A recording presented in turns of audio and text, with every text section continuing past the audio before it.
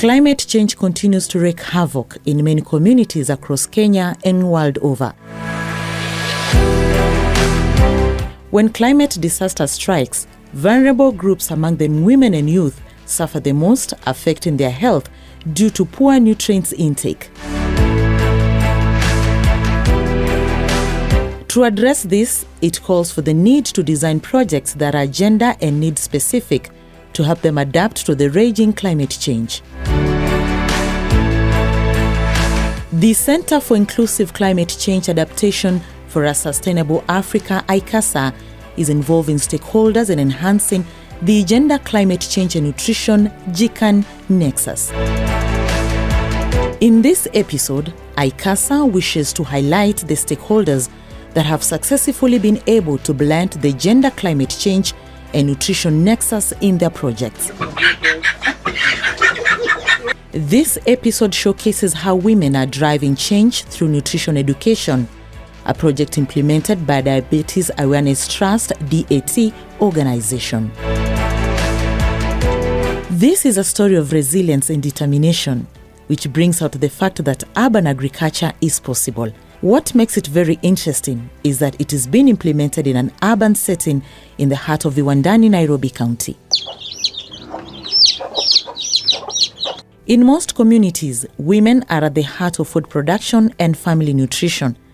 However, the growing impacts of climate change continue to disrupt food production, affecting farm yields, household income, and the diversity of available foods. In every home, women nurture and feed their families. Achieving good health and proper nutrition, therefore, depends greatly on empowering women with nutrition knowledge.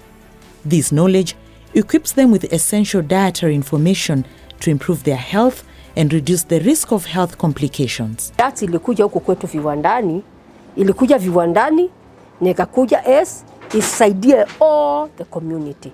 But vile walikuja, most of the women ndio walipenda sana kuhusu diet, because hao ndio wanadili na watoto, na ndio wanabeba mimba, na ndio wanadili na wazee, na ndio wanajua what we call lishe bora. From 18 years even to 80 years. Vile watakuwa wanakula na vile watakuwa wanapika chakula kwa nyumba zao. Beyond dietary awareness, nutrition education programs also introduce women to safe and sustainable food production practices. This empowers them to adapt to the effects of climate change through climate-smart agriculture, allowing them to produce nutrient-dense foods even with limited resources. You can have a chicken garden, you plant your vegetables there.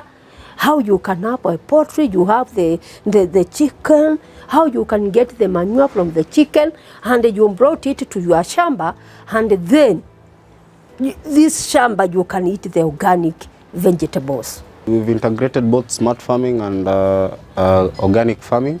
For organic farming, as we emphasize mostly to these women who are breastfeeding to consume vegetables that are planted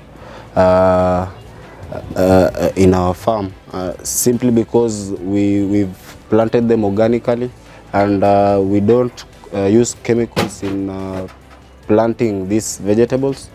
And also, most of the time when they visit these hospitals, they are emphasized to eat organic food. And for us, since we've integrated the organic agriculture as a whole, because as I've said, we breed rabbits, goat, poultry, and the manures that we get from these animals, we use them to plant our vegetables. And we also don't use chemical as pest control. For us, we use organic pest control methods. Women who play a central role in small-scale food production are among the most affected. Their efforts are often constrained by limited land ownership, access to credit, and agricultural technology. To strengthen food security and community resilience, women across Kenya are embracing diversification, innovation, and collective action. We try and sensitize that you can have as low as that small money that you have, and still your kid eats nutritionally well.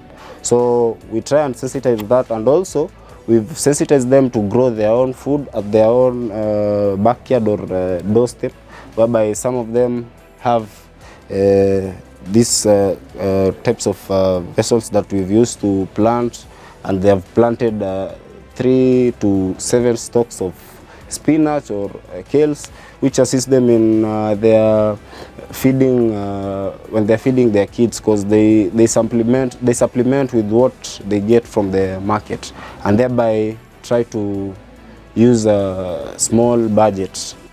In Viwandani Ward, Makadara Sub-County, Nairobi, women organized under various community-based organizations, CBOs, are being trained by the Diabetes Awareness Trust, DAT.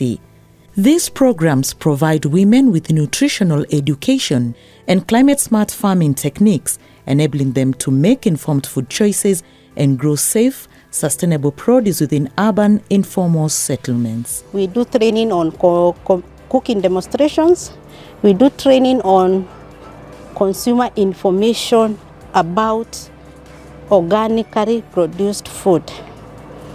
And through those training, many people have created the demand for safe produced food due to the benefit that they have learned and due to the fact of managing NCDs, those who have NCDs.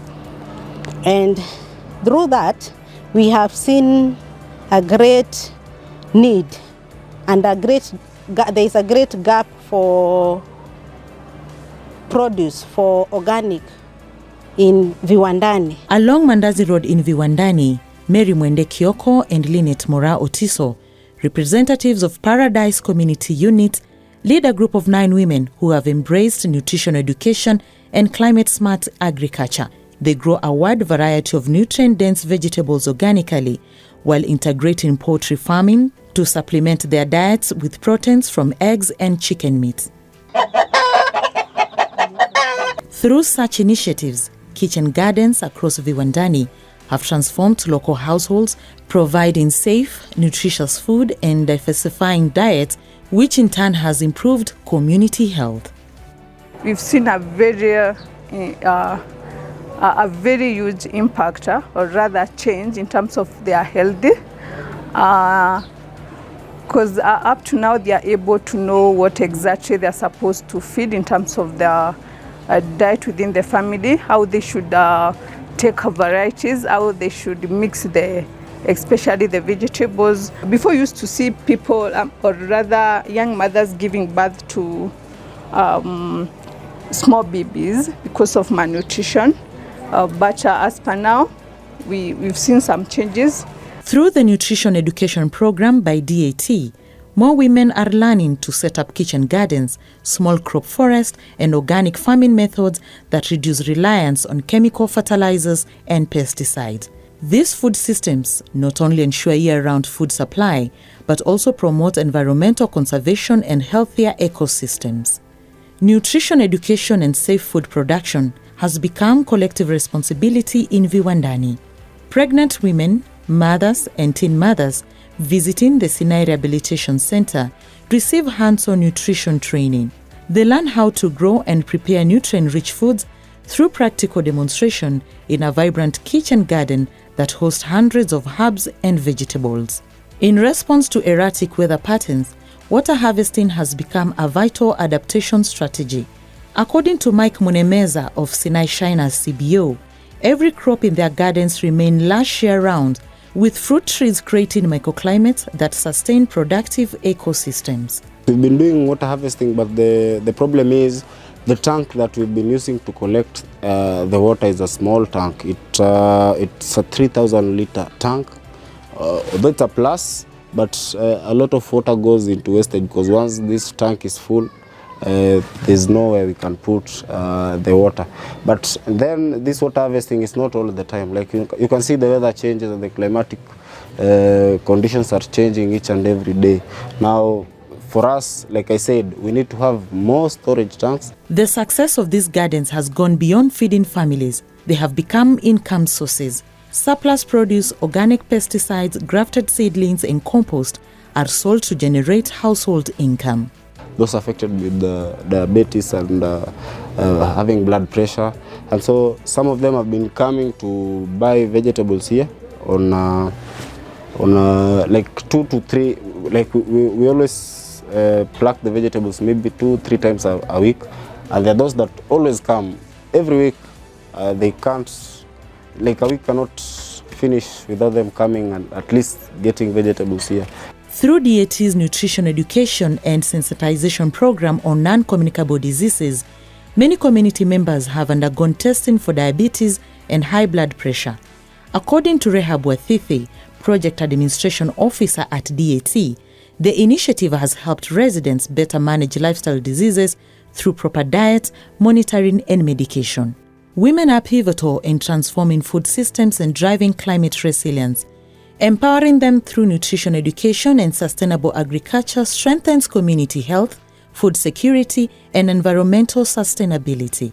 Globally, frameworks such as UNFCCC Gender Action Plan, SDG 5 Gender Equality, and SDG 13 Climate Action emphasize gender inclusion and responsive climate strategies. Nationally, policies like gender-responsive budgeting and the National Gender and Climate Change Action Plan, NGCCAP 2024 to 2027, should be prioritized. By financing and implementing these gender-inclusive policies, women both in rural and urban settings can be fully supported to lead in climate action and nutrition education, ensuring resilience, nourished and sustainable communities for generations to come.